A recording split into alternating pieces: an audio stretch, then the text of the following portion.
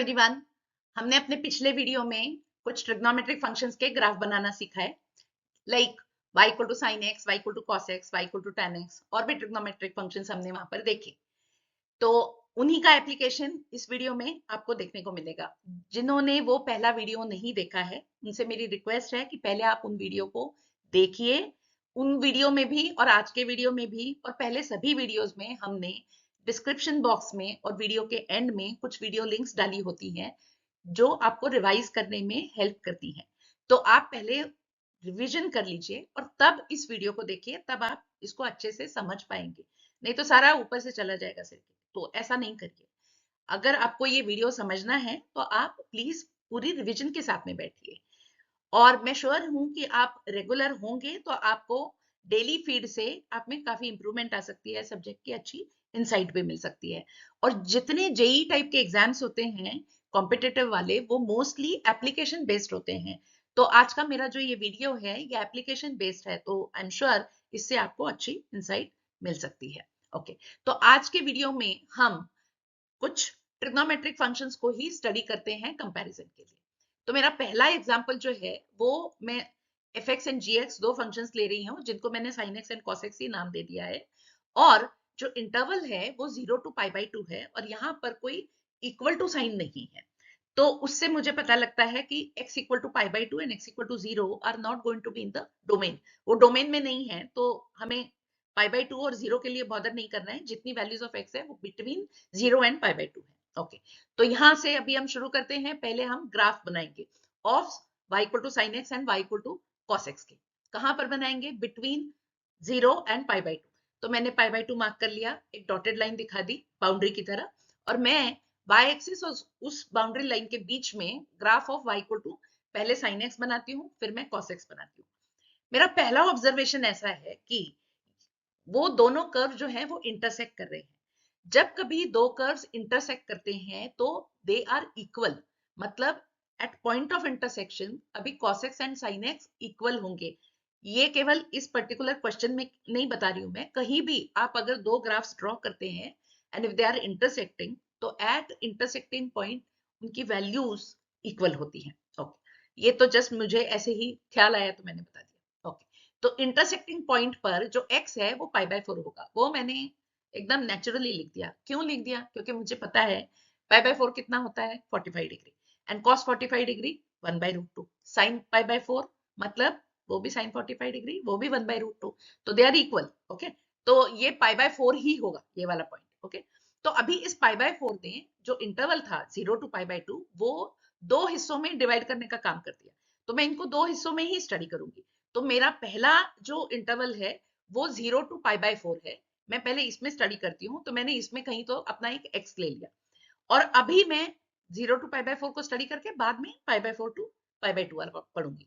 तो मैंने देखा कि मैंने कि ये डॉटेड पिंक लाइन बनाई है जो graph of y equal to sine x से शुरू होती है, और ये जो लेंथ ऑफ पिंक लाइन होगी ये साइन एक्स को दर्शाती है।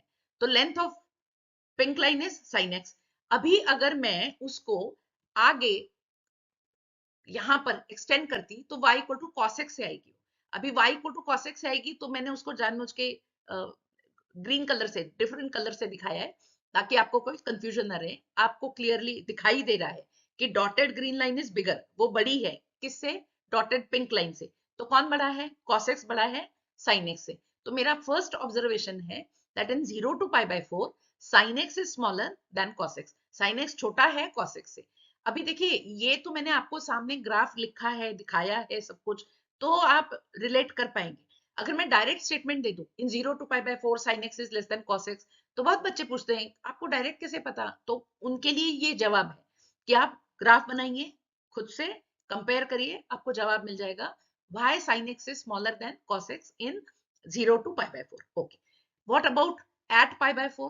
At x equal to π/4 sin x is this length of yellow line which I am showing in blue color, and मैं रेड कलर में उसी को cos x भी लिख रही हूँ।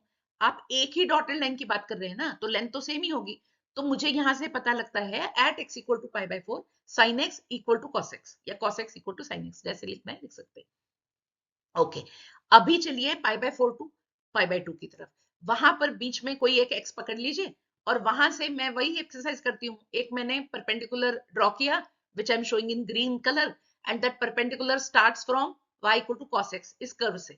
तो उस लेंथ जो ग्रीन कलर है उसकी लेंथ कितनी होगी, तो वो cos x के बराबर होगी। ओके, अभी मैं एक पिंक कलर की ऐसे ही डॉटेड लाइन दिखा रही हूँ जो graph of y equal to sine x से शुरू होती है। तो वो जो पिंक लाइन की जो लेंथ होगी वो साइन x दर्शाएगी। तो बड़ा कौन हुआ, साइन x बड़ा हुआ then cos x in pi by 4 to pi by 2। अभी इसी को आप स्टेटमेंट में लिख दीजिए, in pi by 4 to pi by 2 cos x is smaller than sin x। Okay, तो इस तरीके से मैंने 0 टू पाई बाय 2 कंप्लीट किया और मैंने sin x and cos x को कंपेयर किया। अभी ये जो मैंने तीन स्टेटमेंट्स लिखे हैं that sin x is less than cos x in 0 to pi by 4 या cos x is smaller than sin x in pi by 4 to pi by 2, ये बहुत इंपॉर्टेंट स्टेटमेंट्स हैं।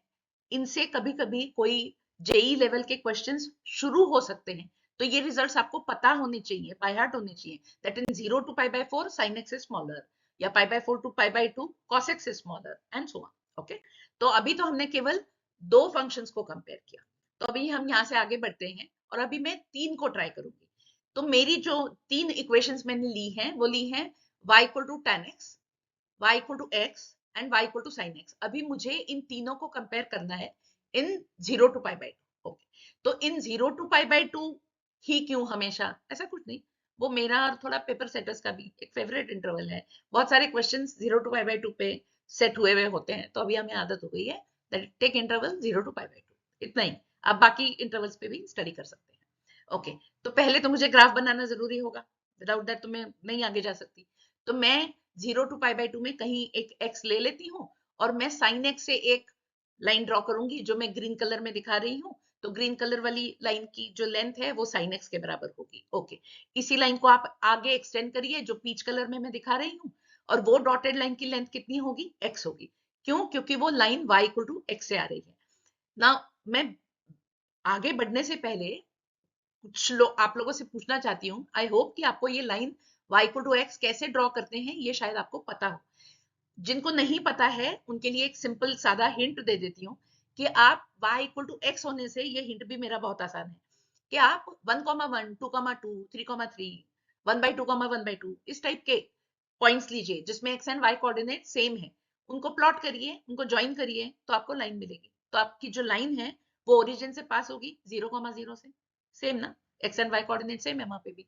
तो आप line y equal to x भी draw कर सकते हैं। ओके, तो अभी ये जो पीच कलर का लाइन मैंने ड्रॉ की थी यहाँ पे, उसकी लेंथ कितनी होगी, वो x होगी। क्यों, क्योंकि वो y equal to x line से आ रही है। फाइन, और उसी को मैं आगे स्टेटमेंट फॉर्म में अगर मुझे इस कंपैरिजन को लिखना है तो मैं कैसे लिखती हूँ, कौन बड़ा था, अभी x बड़ा है, तो यहां से मैंने स्टेटमेंट लिखा sin x is less than x। Okay, in 0 to pi by 2। लेकिन अभी भी मैंने केवल दो फंक्शन ही कंपेयर किए।